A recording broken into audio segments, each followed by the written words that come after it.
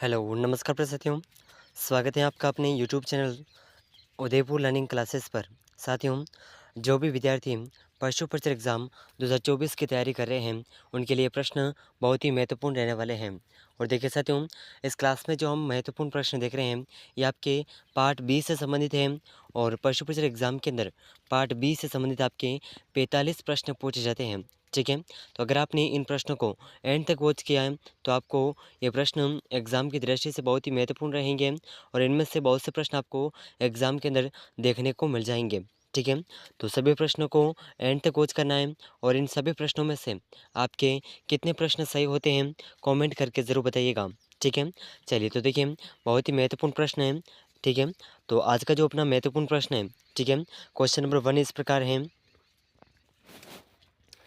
निम्न में से कौन सी प्रजाति के दूध में उच्च वसा मात्रा होती है? तो देखिए, क्वेश्चन के अंदर पूछा गया है कि ऐसी कौन सी प्रजाति है जिसके दूध में वसा की मात्रा अधिक होती है। ठीक है? तो इनमें से जो ऑप्शन है, ऑप्शन 1 है भैंस के दूध में, गाय के दूध में, बकरी के दूध में या फिर ऊँट के दूध में। तो देखिए, इन सभी के अंदर जो दूध में वसा की मात्रा की अगर बात की जाए, तो सबसे अधिक भैंस के दूध में होती है और उसके बाद में भेड़ के दूध में होती है। तो देखिए, भेड़ के दूध की जो वसा की मात्रा है, ये अपने 7.9% होती है। और भैंस के जो दूध की मात्रा है, इस प्रकार सभी के दूध की मात्रा देखिए जिसमें वसा की मात्रा पाई जाती है।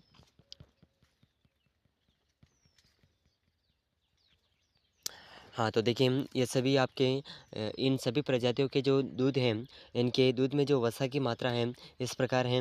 भैंस की हैं 7.38% और गाय के हैं 3.6%, बकरी के दूध में 4.5% और ऊँट के दूध में 3.1%। ठीक है? तो इस प्रकार जो सबसे अधिक वसा की मात्रा है, जिस प्रजाति के दूध में पाई जाती है, यह प्रजाति है भैंस। ठीक है? तो ऑप्शन 1 बिल्कुल सही आंसर हो जाएगा। चलिए, तो देखिए अगला महत्वपूर्ण प्रश्न, ठीक है? बहुत ही शानदार क्वेश्चन है और एग्ज़ाम की दृष्टि से बहुत ही महत्वपूर्ण है। तो प्रश्न इस प्रकार है, मछली पालन के समुद्री संवर्धन को क्या कहते हैं? तो देखिए, मछली पालन के समुद्री संवर्धन को क्या कहा जाता है? तो देखिए, इसका ऑप्शन 1 है सेरीकल्चर, ऑप्शन 2 है मैरीकल्चर, ऑप्शन 3 है एपीकल्चर, ऑप्शन 4 है वेटिकल्चर। तो देखिए, इन चारों ऑप्शन में से मछली पालन के समुद्री संवर्धन को जो कहा जाता है, यह मैरीकल्चर कहा जाता है। ठीक है साथियों? तो ऑप्शन बी इस प्रश्न का बिल्कुल सही आंसर हो जाएगा। ठीक है? ऑप्शन बी बिल्कुल सही आंसर हो जाएगा, ज़रूर याद रखिएगा। ठीक है? चलिए, तो देखिए अगला महत्वपूर्ण प्रश्न, बहुत ही शानदार क्वेश्चन। चलिए, तो देखिए बहुत ही शानदार क्वेश्चन आपके सामने है, बहुत ही महत्वपूर्ण प्रश्न है। तो देखिए, प्रश्न इस प्रकार है, पिस्सों के द्वारा कौन से रोग का संचरण होता है? तो देखिए, पिस्सों के द्वारा जिस रोग का संचरण होता है, उस रोग का नाम पूछा गया है। ठीक है? तो देखिए, इसका जो ऑप्शन 1 है कुछ इस प्रकार है, रानीखेत रोग, ऑप्शन 2 है एंथ्रेक्स रोग, ऑप्शन 3 है मास्टिटिस रोग, ऑप्शन 4 है बेबेसियोसिस रोग। तो देखिए साथियों, इन चारों ऑप्शन में से पिस्सों के द्वारा जिस रोग का संचरण होता है, यह रोग है बेबेसियोसिस। तो इस प्रश्न का ऑप्शन 4 बिल्कुल सही आंसर हो जाएगा। ठीक है? और इसमें प्रोटोजोआ सम्मिलित है। ठीक है? ज़रूर याद रखिएगा, बहुत ही महत्वपूर्ण प्रश्न है। ठीक है साथियों? चलिए, तो देखिए अगला महत्वपूर्ण प्रश्न, बहुत ही शानदार क्वेश्चन। चलिए, तो देखिए साथियों, बहुत ही शानदार क्वेश्चन आपके सामने है, बहुत ही महत्वपूर्ण प्रश्न, बहुत ही शानदार क्वेश्चन है, ज़रूर याद रखिएगा। तो देखिए, प्रश्न इस प्रकार है, किसमें श्वसन किलोम होता है?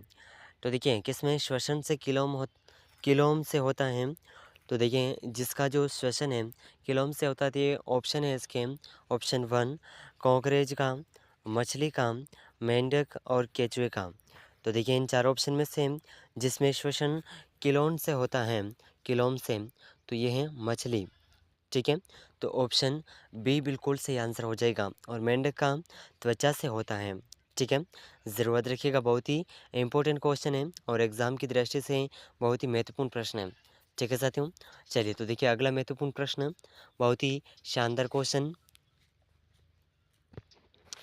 चलिए तो देखिए साथियों, बहुत ही शानदार क्वेश्चन आपके सामने है, बहुत ही महत्वपूर्ण प्रश्न, ज़रूर याद रखिएगा।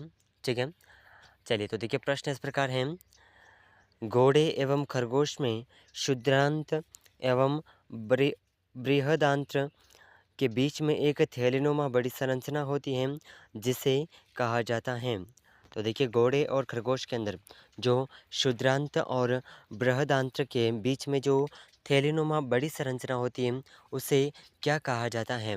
ठीक है, तो देखिए इसका ऑप्शन 1 है रुमेन, अर्धनाल, ऑप्शन 3 है कंड, ऑप्शन 4 है जड़नाव। तो देखिए साथियों, इन चारों ऑप्शन में से जो इस प्रश्न का सही आंसर है या सही आंसर हो जाएगा, घोड़े एवं खरगोश में क्षुद्रांत एवं बृहदांत्र के बीच में एक थैलीनुमा बड़ी संरचना होती है जिसे अर्धनाल कहा जाता है। ठीक है, तो ऑप्शन बी इस प्रश्न का बिल्कुल सही आंसर हो जाएगा। ठीक है साथियों, ऑप्शन बी इस प्रश्न का बिल्कुल करेक्ट आंसर हो जाएगा। ज़रूर याद रखिएगा, बहुत ही महत्वपूर्ण प्रश्न है। ठीक है, चलिए तो देखिए अगला महत्वपूर्ण प्रश्न, बहुत ही शानदार क्वेश्चन। चलिए तो देखिए साथियों, बहुत ही महत्वपूर्ण प्रश्न, बहुत ही शानदार क्वेश्चन है। ऐसा कौन सा रोग है जिसमें पक्षियों का मुख्यतः श्वसन एवं तंत्रिका तंत्र प्रभावित होता है।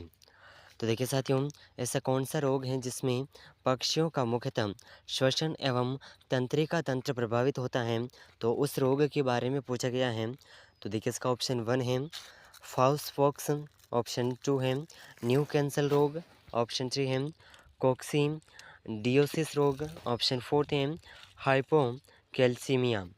तो देखिए साथियों, इन चारों ऑप्शन में से जो इस प्रश्न का सही आंसर है, जिस रोग के कारण पक्षियों का मुख्यतः श्वसन एवं तंत्रिका तंत्र प्रभावित होता है, तो यह रोग है न्यू कैंसल रोग, जिसे रानीखेत के नाम से भी जाना जाता है। ठीक है साथियों, तो इस प्रश्न का ऑप्शन बी, ऑप्शन बी इस प्रश्न का बिल्कुल सही आंसर हो जाएगा। ज़रूर याद रखिएगा, बहुत ही महत्वपूर्ण प्रश्न है। ठीक है साथियों, चलिए तो देखिए अगला महत्वपूर्ण प्रश्न, बहुत ही शानदार क्वेश्चन। चलिए तो देखिए बहुत ही महत्वपूर्ण प्रश्न, बहुत ही शानदार क्वेश्चन आपके सामने है। निम्न में से कौन सी बीमारी वुडन टंग लक्षण प्रदर्शित करती है। तो देखिए साथियों, ऐसी कौन सी बीमारी है जो वुडन टंग लक्षण प्रदर्शित करती है। तो इसके जो ऑप्शन है, ठीक है, कुछ इस प्रकार हैं। ऑप्शन 1 एक्टिनोमाइकोसिस, ऑप्शन 2 है एक्टिनोबेसिलोसिस, ऑप्शन 3 है म्यूकोजल डिसीज, ऑप्शन 4 है खुरपा और मुहपका। तो देखिए साथियों, इन चारों ऑप्शन में से वह कौन सी बीमारी है जो वुडन टंग लक्षण प्रदर्शित करती हैं। तो ये बीमारी है ऑप्शन 2 एक्टिनोबेसिलोसिस। ठीक है, तो ऑप्शन 2 इस प्रश्न का बिल्कुल सही आंसर हो जाएगा। ठीक है साथियों, ज़रूर याद रखिएगा।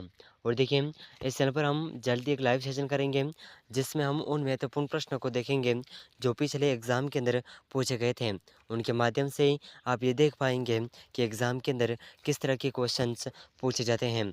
ठीक है साथियों, तो देखिए अगर आप चैनल पर नए हैं तो उदयपुर लर्निंग क्लासेस चैनल को सब्सक्राइब ज़रूर कर लीजिएगा और इस क्लास को अपने साथियों के साथ शेयर ज़रूर करिएगा। ठीक है, चलिए तो देखिए अगला महत्वपूर्ण प्रश्न, बहुत ही शानदार क्वेश्चन। चलिए तो देखिए बहुत ही शानदार क्वेश्चन आपके सामने है, बहुत ही महत्वपूर्ण प्रश्न। निम्नलिखित में से किस रोग से जंतुओं की आंत मोटी हो जाती है। तो देखिए साथियों, ऐसा कौन सा रोग है जिसके होने से जंतुओं के अंदर जो आंत होती है वो बड़ी हो जाती हैं, यानी कि मोटी हो जाती हैं।